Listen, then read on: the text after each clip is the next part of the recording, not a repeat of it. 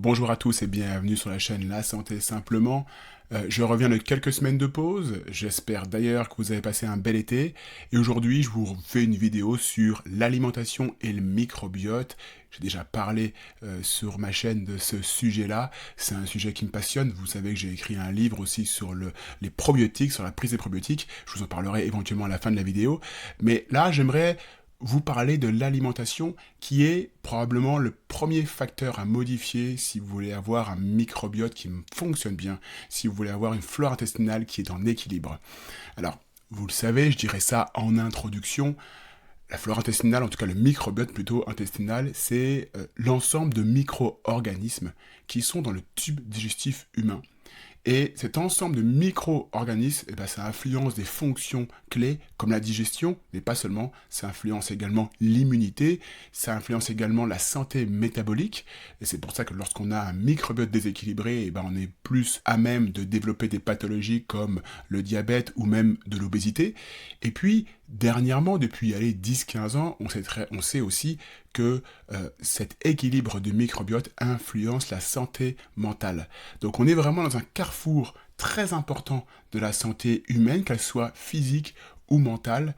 Il faut prendre en compte justement l'équilibre de la flore intestinale, et si vous appréciez cette chaîne, vous savez que je parle de la santé en général. Donc forcément, si on parle de la santé en général, on doit aussi aborder la santé du microbiote. Sachez que notre ADN humain, il est identique à 99,9%.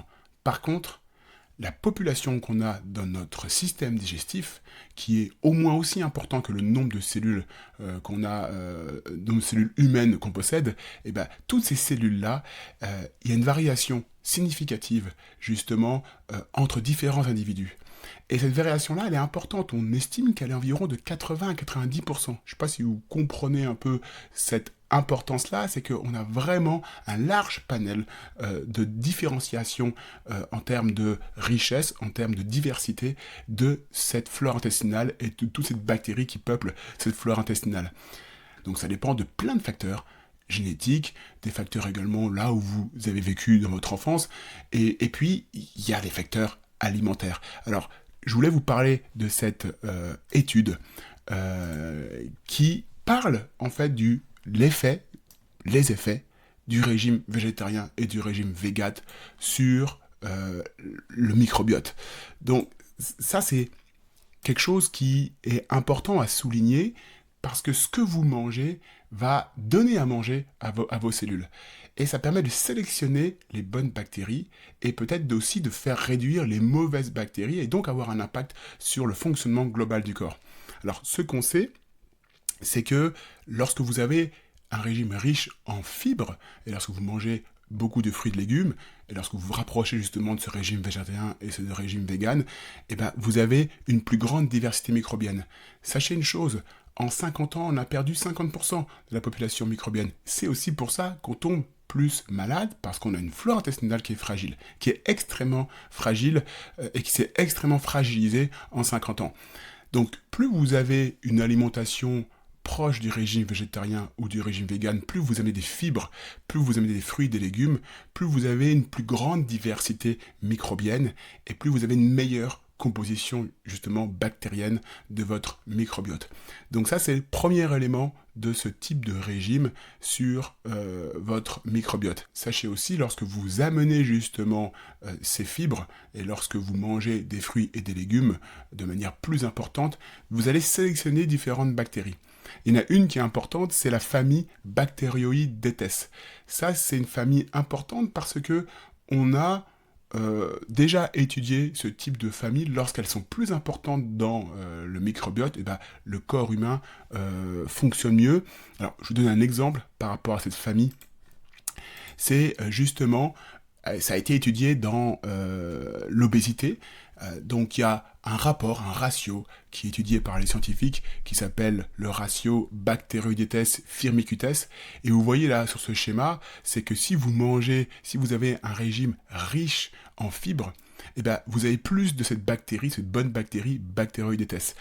Et en l'occurrence, vous êtes en meilleure santé. Par contre, si vous avez un régime trop gras, et avec trop de protéines animales, vous allez sélectionner plutôt la famille Firmicutes et cette balance va être déséquilibrée et auquel cas vous serez plus à même de développer de l'obésité. L'idéal, c'est d'avoir justement beaucoup plus de bactéroïdetes ou avoir un équilibre, c'est marqué en anglais balance, un équilibre justement entre ces deux groupes de bactéries qui peuvent peupler et qui peuplent votre système digestif. Donc voilà le premier point en tout cas le second point. Premier point, plus grande diversité microbienne. Second point, on va sélectionner avec ce régime plutôt végétarien, plutôt vegan, on va sélectionner des bonnes bactéries qui vont pouvoir se développer et agir sur la santé globale du corps humain. Et d'ailleurs, pour vous donner d'autres exemples, il y a d'autres types de bactéries qu'on peut sélectionner pour justement promouvoir une meilleure santé du microbiote. Je pense à la bactérie qui s'appelle Ruminococcus ou une autre bactérie qui s'appelle Roseburia. Tout ça, c'est des bactéries qui se développent lorsque vous avez beaucoup plus de fruits et de légumes dans votre alimentation. Et aussi, ce qu'on sait, c'est que on va faire baisser aussi les bactéries pathogènes lorsqu'on a une alimentation riche en fruits et en légumes. Et vous devez connaître une bactérie pathogène qui s'appelle Clostridium. Parce que Clostridium, c'est une bactérie, lorsqu'elle se développe, ça pose beaucoup de problèmes. Et d'ailleurs, c'est une des indications pour faire une greffe fécale, pour faire une transplantation fécale, c'est justement avoir des infections à répétition à Clostridium difficile. Donc, lorsque vous avez une alimentation riche en fruits et en légumes, vous baissez justement des bactéries pathogènes dans votre système digestif comme Clostridium difficile ou d'autres bactéries comme Enterococcus. Donc ça, c'est un autre point important parce que ça, c'est des bactéries qui sont pro-inflammatoires. Donc l'idée, c'est vraiment de manger équilibré pour augmenter les bactéries qui sont anti-inflammatoires, qui permettent au corps de mieux fonctionner et faire baisser le nombre de populations bactériennes qui sont pro-inflammatoires. Si on va un peu plus loin, et ça pourra peut-être vous intéresser si vous avez envie de parler un dimanche midi avec vos amis et pouvoir dire je connais le microbiote et retenez ce mot-clé-là, j'en ai déjà parlé. Ça, c'est vraiment quelque chose qui est de plus en plus connu, le rôle des acides gras à chaîne courte. SCFA, Short Chain Fatty Acid. Donc ça, c'est vraiment un mot-clé très important lorsqu'on s'intéresse au microbiote. On s'intéresse justement à ces acides gras à chaîne courte qui sont sécrétés par nos bactéries et qui permettent finalement d'aller travailler sur le reste du corps et qui permettent d'envoyer des signaux pour que le reste du corps fonctionne mieux.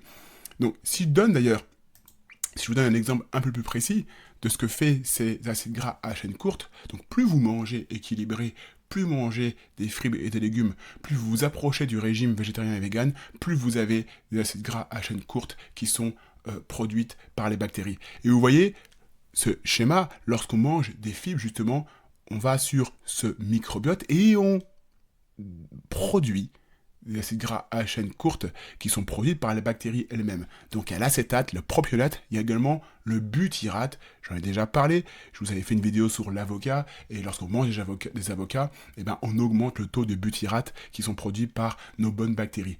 Et tout ça, ça va agir sur justement le système immunitaire à travers les entérocytes. Vous voyez, ça remonte, ça agit sur le système immunitaire, ça agit sur le foie, le pancréas et les tissus adipeux. Ça agit également sur le système nerveux central. Donc, ces acides gras à chaîne courte, elles agissent à différents niveaux du corps, sur différents systèmes organiques.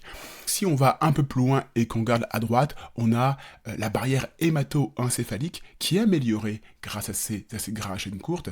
Il y a des astrocytes qui sont aussi stimulés et ça réduit du coup l'inflammation. Il y a également des neurones qui sont stimulés, donc vous voyez, ça va grâce aux nerfs vagues jusqu'au système neurologique et on a une amélioration de la mémoire, on a une amélioration des fonctions cognitives. Pourquoi ? Parce qu'on mange équilibré, parce que nos bactéries saines sécrètent ces acides gras à chaîne courte, et faisant cela, on a une ribambelle de cascades endocriniennes et neurologiques pour aboutir à un meilleur fonctionnement de notre corps humain. Donc ça, c'est vraiment un mot-clé important, acides gras à chaîne courte. Voilà, je pense que vous aurez compris. Le microbiote, il est modifié par ce que vous mettez dans l'assiette. Ça paraît assez évident. Ça me fait penser à la règle des 30 plantes que je vous avais décrit auparavant dans une de mes vidéos. Vous pouvez toujours aller parcourir ma playlist sur le microbiote et vous trouverez les éléments sur la règle des 30 plantes. Donc, essayez, si vous voulez avoir un régime, si vous voulez avoir un microbiote équilibré, essayez de tendre vers un régime végétarien, justement pour amener plus de fibres, pour sécréter justement ces acides gras à chaîne courte et pour avoir un impact sur l'ensemble de votre corps. C'est l'objet de ma vidéo. Si vous voulez aller plus loin, si vous voulez soutenir ma chaîne, vous pouvez vous procurer mon nouveau livre, Bien choisir ses probiotiques, le guide pratique. Je vous le mets en lien de la vidéo. Je vous souhaite une bonne continuation. N'hésitez pas à mettre un pouce si ça vous a plu. N'hésitez pas à commenter la vidéo. Et je vous dis à très vite pour d'autres contenus sur la chaîne La Santé Simplement. Au revoir.